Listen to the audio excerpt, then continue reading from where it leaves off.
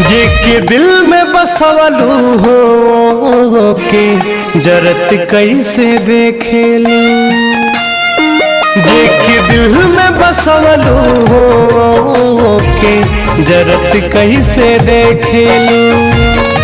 लुटावल तुह पे जिंदगी आओ के मरत कैसे देखेलू, लुटावल तुह पे जिंदगी आओ के मरत कैसे देखेलू। जेके दिल में बसवलू हो के जरत कैसे देखेलू, जेके दिल में बसवलू हो के जरत कैसे देखेलू।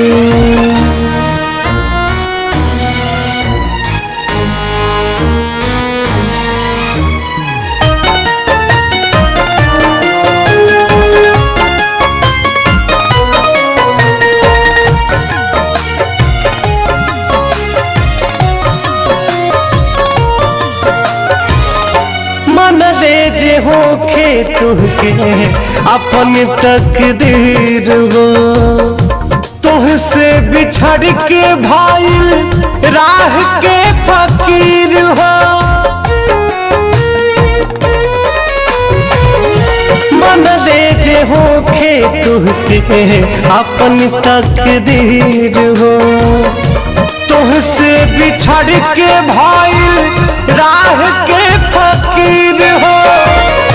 दुनिया के पत्थरों पे परत कैसे देखेलू, दुनिया के पत्थरों पे परत कैसे देखेलू।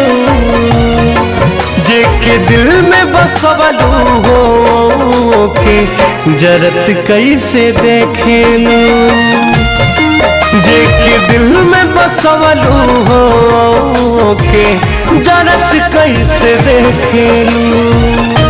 हाय फ्रेंड्स, मेरा नाम राम गोपाल चौहान, मेरा छोटा भाई Ramesh Chauhan.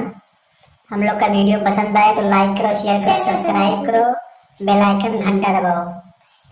By bye, good night.